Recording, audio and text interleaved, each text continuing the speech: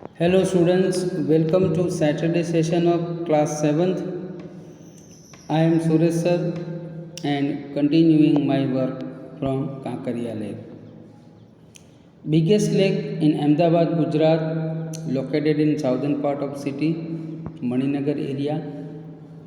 It was built by Sultan Qutubuddin and was known as a Qutub Hoj, Hoje Qutub, and then now it is known as a Kankaria Lake.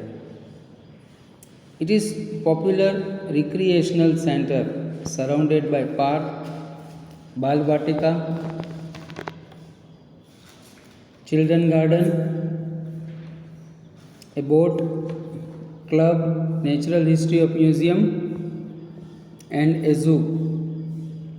We have learnt about the various architectural monuments of Gujarat.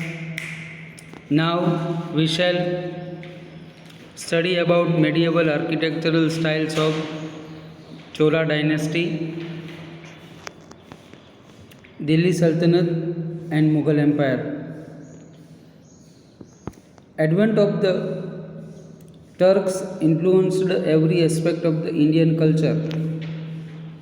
In architectural Turkish, rule paved by the way of development of Indo-Islamic style, which blend the Arabic, Persian, Iranian and Indian style. There was extensive use of domes, arcs and minarets. The monuments of the Sultanate age were decorated with geometrical and floral design besides some Indian motifs like lotus and bell. Dear students, there were a geometrical design also constructed. An Indian motif of lotus and bell is also there behind this. Arabic construction style, Persian, Indian style is also there. Now let us have a talk about the Qutub Minar commissioned by the Qutubuddin Aibak, the first Sultan of Delhi.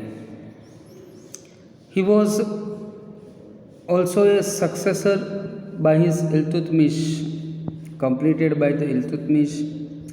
Five-storied building, the minar is made of a red sandstone, covered with intricate carvings, verses from the Quran, tallest tower of its kind in India.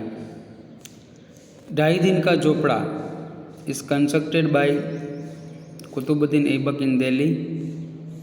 Among the ruling dynasty of South India, Cholas in particular were very great patrons of art, architecture. They built many temples at Tanjore, Mahabalipuram, Kanchi, promoted Dravidian style of architecture with its multi-storied pyramid-like tower called Viman with lofty gopurams. Interior had pillared assembly halls called Mandap. Main deity was kept in the sanctum Garbhagruh. The Bruhadeshwar Rajrajeshwar temple is big temple and it is dedicated to Lord Shiva, built by Chola king first in Tanjore. Beautiful Chola fresco paintings adorn the inner walls of the temple. Inside, beautiful pictures were also created. It was also called the Rajrajeshwar temple. One of the outstanding temple of the South India, it is also considered. It is Chola dynasty's the finest contribution to the Dravidian temple architecture.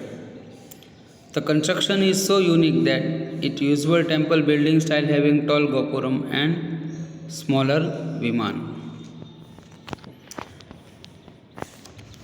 Architecture of the Mughal period is a tradition. In Mughal era, monuments were constructed on the high plain. Marble was mostly used as a construction material. Flowering water also formed there. Fountains were extensively used. marbles were also created.